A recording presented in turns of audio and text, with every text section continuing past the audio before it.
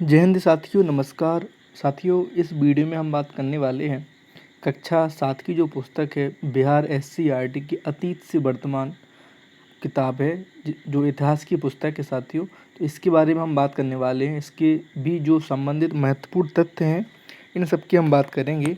आइए वीडियो की शुरुआत करते हैं। साथियों, भारत देश में कागज़ों का प्रयोग 13वीं शताब्दी में हुआ। कब हुआ? 13वीं शताब्दी में हुआ। किसका प्रयोग? कागज़ों का प्रयोग। तो कागज़ की बात की जाए तो भारत में कब आया? 13वीं शताब्दी में। ठीक है।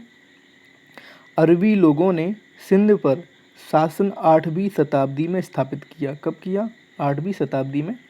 और पुलाव जो खाते हम लोग, खाने वाली चीज़ें हैं, पुलाव, बिरयानी, कोरमा और फिरनी, ये कौन लोग लाए? अरब वासी लाए। ठीक है।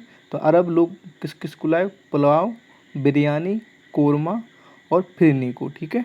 तो ये आपको ध्यान रखना है। बिहार में जनजातीय समूह कौन सा? बिहार में जनजातीय समूह चेर राजवंश का उदय हुआ।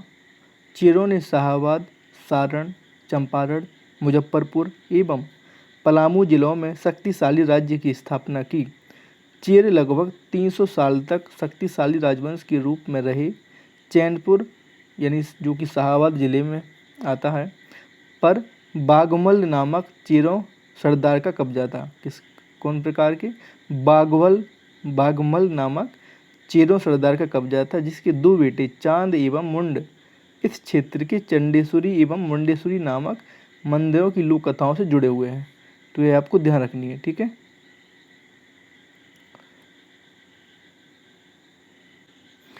आगे बात करें साथियों, तो जो इब्न बतूता है, जो कि मोरक्को निवासी था, मोरक्को देश का निवासी था। कौन? Ibn Battuta.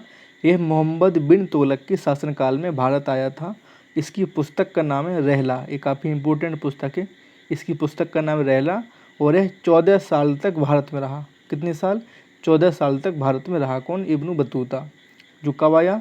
मोहम्मद बिन तुगलक के शासनकाल में। ठीक है। शेरशाह सूरी ने चांदी के सिक्के चलाए थे। किसके?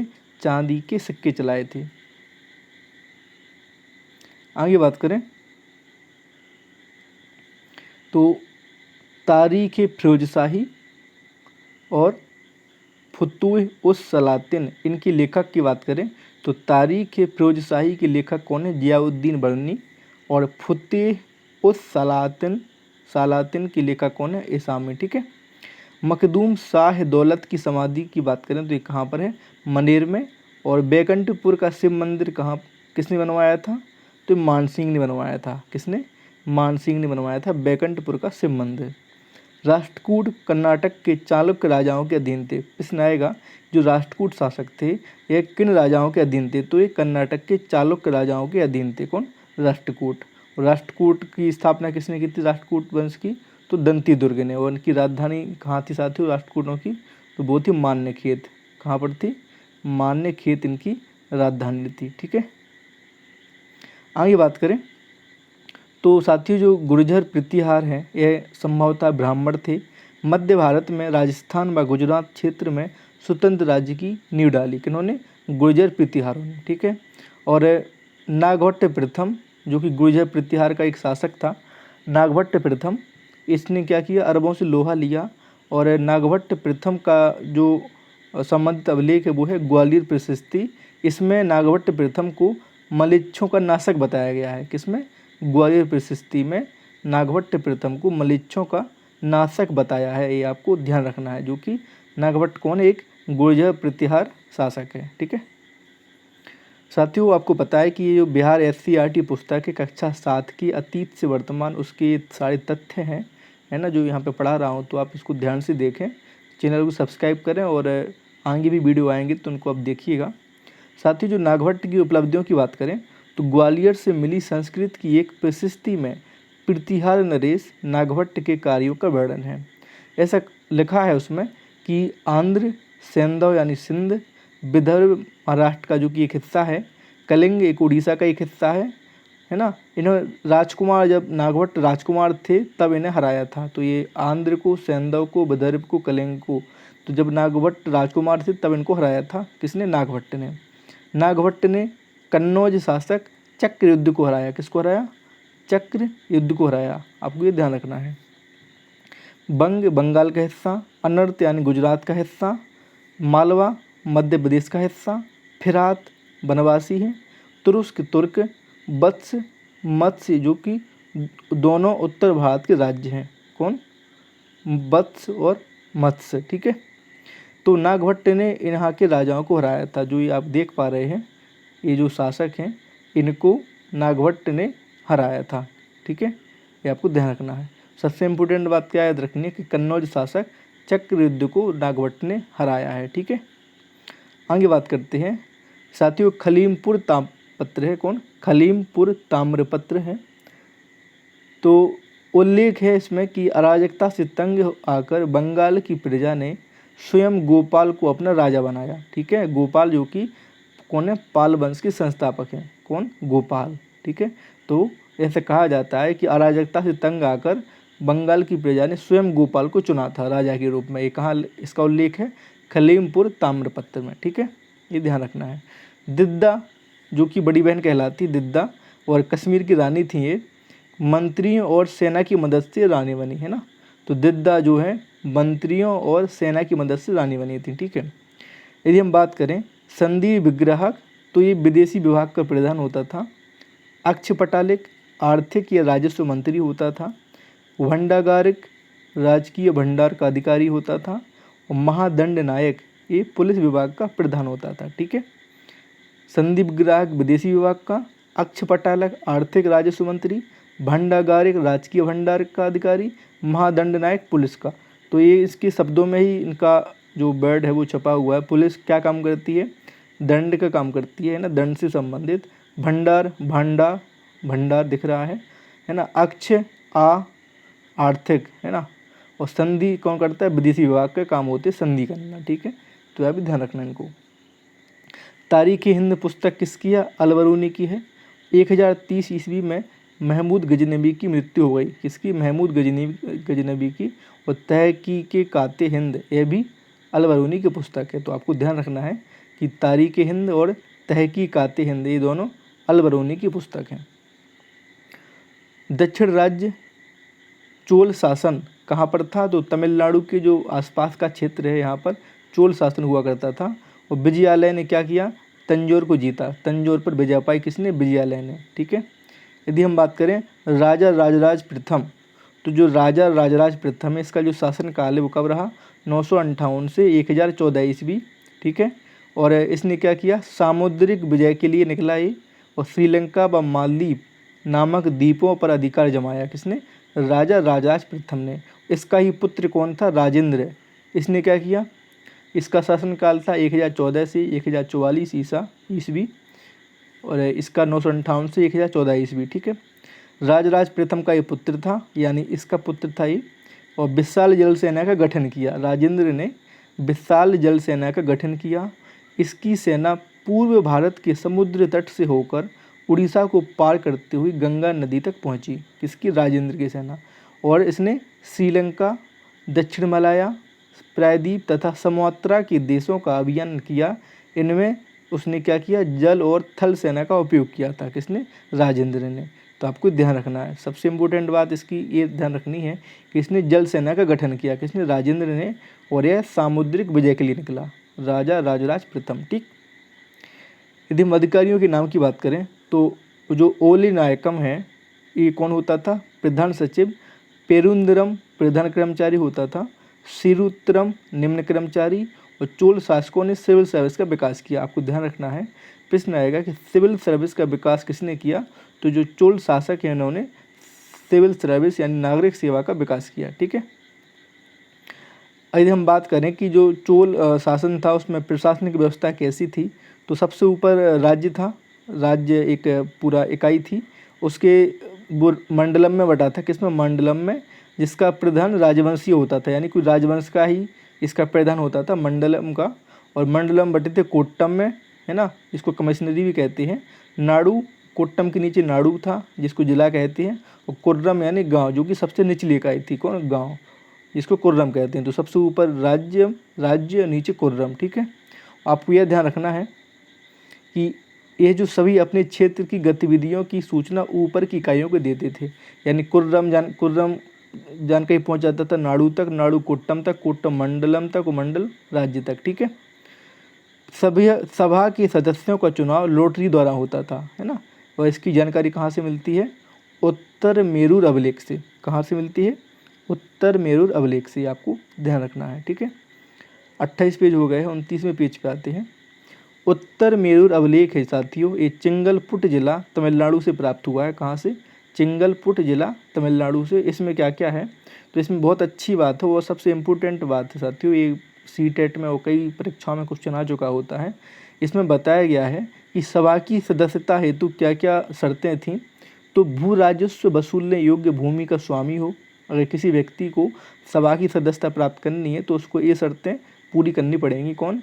भू राजस्व वसूलने योग्य भूमि का स्वामी हो, स्वयं का उसका अपना घर हो, उम्र 35 से 70 साल के बीच की हो, वेदों का वह ज्ञाता हो, ईमानदार व प्रशासनिक मामलों का वह जानकार हो, पिछले 3 साल से वह किसी समिति का सदस्य नहीं हो, ठीक है, और अपने या अपने संबंधियों की खातिर राजस्व जमा नहीं कराया हो। अगर कोई व्यक्ति ऐसा है जिसने अपने या अपने संबंधियों की खातिर राजस्व जमा नहीं कराया तो वह व्यक्ति चुनाव नहीं लड़ सकता, ठीक है। तो आपको ध्यान रखना है कि उसका अपना घर हो, स्वामी हो भूमि का, 35 साल 70 साल के मध्य का हो, वेदों का ज्ञाता हो, ठीक है। तो ये इम्पोर्टेंट शर्तें हैं, ठीक है, ये प्रश्न आते हैं। बृहदेश्वर मंदिर की बात करें तो ये कहाँ पर है? तंजावुर में है बृहदेश्वर मंदिर, और चोल शासकों के समय कावेरी नदी पर बनाया गया। महा अड़िकट कावेरी नदी के पानी को सिंचाई के लिए प्रयोग करने का प्रथम प्रयास था, ठीक है। किसको? अड़िकट को, जो कि कहाँ पे बना है? कावेरी नदी पर बना है, ठीक है, ये आपको ध्यान रखना है। तीसरा अध्याय जो कि तुर्क अफगान शासक नाम से है, इसकी बात करें तो 12वीं शताब्दी के मध्य में अजमेर के चौहान शासकों ने दिल्ली पर अधिकार कर लिया, ठीक है, और 13वीं शताब्दी के आरंभ में तुर्कों ने दिल्ली सल्तनत की स्थापना की। किसने? तुर्कों ने। कब? 13वीं शताब्दी के आरंभ में, ठीक है। यदि हम बात करें कि जो दिल्ली सल्तनत की जो वंश थे, तो प्रारंभिक तुर्क शासक कौन थे? तो वो साथियों वो थे कुतुबुद्दीन ऐबक, और प्रारंभिक तुर्क शासक 1206 से 1290 ईस्वी तक रहे, और जो प्रथम तुर्क शासक था वो था कुतुबुद्दीन ऐबक, इसका शासनकाल था 1206 से 1210 ईस्वी। दूसरा आता है इसके बाद इल्तुतमिश 1210 से 1236 ईस्वी, रजिया 1236 से 1240, और बलबन की बात करें तो 1266 से 1287, ये प्रारंभिक तुर्क शासक थे। कुतुबुद्दीन, पता है आपको, इसने कुतुब मीनार का निर्माण करवाया। इल्तुतमिश ने तुर्क के चालीसा का गठन किया था। रजिया प्रथम मुस्लिम शासक थी, है ना, और बलबन ने जो तुर्क के चालीसा था इसने क्या किया था? समाप्त कर दिया था, और लोहे और रक्त की नीति अपनाई थी। किसने? बलबन ने, इसके लिए जाना जाता है, ठीक है। और खिलजी वंश की बात करें इसके बाद तो 1290 से 1320 तक खिलजी वंश रहा। इसके जो संस्थापक थे वो थे जलालुद्दीन खिलजी, ठीक है। इसके भतीजे का नाम क्या था? अलाउद्दीन खिलजी। तो यह 1290 से 96 के मध्य रहा। इसके बाद अलाउद्दीन खिलजी आता है, और यह 1296 से 1316 ईस्वी तक रहा, ठीक है। और इसकी जो बाजार नियंत्रण प्रणाली है और घोड़े की दागने की प्रथा, ये जानी जाती है किसकी? अलाउद्दीन खिलजी की, ठीक है। इसके बाद जो वंश आता है साथियों वो आता है तुगलक वंश, और यह 1320 से 1414 ईस्वी तक चलता है, ठीक है। इसके जो संस्थापक थे वो थे गयासुद्दीन तुगलक। इसका शासनकाल था 1320 से 1324, और इसके बाद आता है मोहम्मद बिन तुगलक, ठीक है। 1324 से 1351 तक रहा। कहा जाता है ऐसा कि जो मध्यकाल के शासकों में सबसे पढ़ा लिखा शासक था वो कौन था? मोहम्मद बिन तुगलक, ठीक है। 1324 से 1351 इसका शासनकाल रहा। इसके बाद आता है फिरोजशाह तुगलक, जिसके समय दासों की संख्या सबसे अधिक थी, और इसने नहरों की भी काफ़ी व्यवस्था की, पानी की। तो वही इसका शासनकाल था 1351 से 1388 ईस्वी। और इसके बाद जो वंश आता है वो आता है सैयद वंश, ठीक है। और ये कब से कब तक रहा? 1414 से 1451। इसका जो प्रमुख शासक है वो खिज्र खां, ठीक है। ये कब रहा? 1414 से 1421 ईस्वी तक, आपको ये ध्यान रखना है, ठीक। इसके बाद आता है लोदी वंश, जो कि 1451 से 1526 तक रहा। बहलोल लोदी इसका प्रथम शासक था। और यह 1451 से 1489 तक रहा। और इसका अंतिम शासक था इब्राहिम लोधी 1517 से 1526। कहा जाता है कि ये मध्यकाल के इतिहास का पहला ऐसा दिल्ली सल्तनत वाला व्यक्ति था, राजा था, जो युद्ध क्षेत्र में मारा गया था। कौन? इब्राहिम लोधी। इसके बाद बाबर और इब्राहिम लोधी के मध्य लड़ाई होती है, जिसमें इब्राहिम हार जाता है और बाबर मुगल वंश की स्थापना करता है। ठीक है, आगे बात करें तो साथियों, तो जो गुजरात है, मालवा, रणथंभौर और चित्तौड़, ठीक है, तो अलाउद्दीन ने इन पर विजय प्राप्त की थी। इसने अलाउद्दीन खिलजी ने। और जो देवगिरी है, वारंगल है, द्वार समुद्र है और मदुरई है, इस पर विजय प्राप्त किसने की? मलिक काफूर ने, जो कि अलाउद्दीन खिलजी का सेनापति था। कौन? मलिक काफूर। इसने देवगिरी, वारंगल, द्वार समुद्र, मदुरई, जो कि दक्षिण भारत के राज्य थे, इस पर इन्होंने विजय प्राप्त की। ठीक है, क्षेत्र थे, सॉरी। अलाउद्दीन खिलजी ने पराजित राजाओं को वार्षिक कर देने के बदले उन्हें शासन करने की अनुमति दे दी है ना। क्या किया? वार्षिक कर देने के बदले उन्हें शासन करने की अनुमति दी। किसने? अलाउद्दीन खिलजी ने। मोहम्मद बिन तुगलक ने दक्षिण के राज्यों को युद्ध में परास्त कर सीधे अपने नियंत्रण में लिया। किसने? मोहम्मद बिन तुगलक ने। तो आप देख पा रहे हैं कि अलाउद्दीन खिलजी ने तो क्या किया? शासन करने की अनुमति दे दी जो राजा हार गए थे, और कर देने के बदले, है ना, कर लेते थे और उनको शासन करने की अनुमति दे दी कि भाई आप हमें कर देते रहे ना, बस आप शासन करते रहो। मोहम्मद बिन तुगलक ने क्या किया कि उनको हराया और सीधे अपने नियंत्रण में ले लिया। किसने? मोहम्मद बिन तुगलक ने। अलाउद्दीन खिलजी जहाँ बिल्कुल पढ़ा लिखा नहीं था, मोहम्मद बिन तुगलक जो कि सर्वाधिक पढ़ा लिखा था, है ना। बरनी लिखता है साथियों, जियाउद्दीन बरनी लिखता है कि मोहम्मद बिन तुगलक ने निम्न कुल में जन्म लेने वाले व्यक्तियों को ऊंचे पद प्रदान किए। ठीक है, कौन लिखता है? बरनी लिखता है। क्या लिखता है? कि जो निम्न कुल में जो व्यक्ति जन्म लेने वाले व्यक्ति है, इन्होंने इसको मोहम्मद बिन तुगलक ने ऊंचे पद दिए। कौन लिखता है? बरनी लिखता है। ठीक है, दिल्ली सल्तनत के प्रशासन के अधिकारियों की बात करें तो साथियों, जो वजीर होता था वो वित्त विभाग में महत्वपूर्ण स्थान होता था उसका। ठीक है, और सभी मंत्रियों में ही इसका सबसे प्रमुख पद था। कौन? वजीर। फिर इसके बाद थे आरजे मवालिक, जो कि सुल्तान की सेना का प्रबंधक का काम करता था। आरजे मवालिक। वकील इधर करता था काम राज परिवार की देखरेख करना। काजी का काम था मुख्य न्यायाधीश, है ना। आपने कहावत सुनी होगी कि वो कहते हैं लोकल में हमारे यहाँ कि जब दो ही जने हैं राजी, काकर है मुल्ला काजी। तो जब मैं पढ़ रहा था तब मुझे समझ में आया कि जो काजी का अर्थ है वो मुख्य न्यायाधीश का अर्थ है। तो ये तब से ही चली आई कि जब हम दो लोग आपस में राजी हैं तो तीसरा व्यक्ति जो काजी है वो कुछ नहीं कर सकता, है ना। यानी मुख्य न्यायाधीश या जो न्याय करने वाला काम करता है वो कुछ नहीं कर सकता। ठीक है, तो काजी का अर्थ है मुख्य न्यायाधीश। दीवान ए इंसा राजकीय फरमान जारी करने वाला व्यक्ति होता था। और बरीद ए मवालिक गुप्त रूप से सूचना एकत्र करने वाला है। ठीक है, आरजी मवालिक है सुल्तान की सेना का प्रबंधक, और बरीद मवालिक है गुप्त रूप से सूचना एकत्र करने वाला। आपको ये ध्यान रखना है। सियासतनामा साथियों, ये पुस्तक है निजाम उल मुल्क की। सियासतनामा पुस्तक के लेखक कौन है? निजाम उल मुल्क। और चौधरी क्या होता था? तो ये 100 गाँव का प्रधान था। कौन? चौधरी। और यदि हम बात करें तो जो गांव था वह शासन की सबसे छोटी इकाई था, और इसके जो अधिकारी होते थे किसके गांव के, तो वो होते पटवारी, खुद मुकद्दम, यह गांव के अधिकारी होते थे। और आमिल का काम क्या था? मुक्ति द्वारा वसूले गए राजस्व का हिसाब करना। कौन? आमिल। मुक्ति द्वारा वसूले गए राजस्व का हिसाब करना किसका काम था? आमिल का। ठीक है, अलाउद्दीन खिलजी के समय में एक घुड़सवार सैनिक को 234 टंका, कितना? 234 टंका प्रति वर्ष वेतन मिलता था।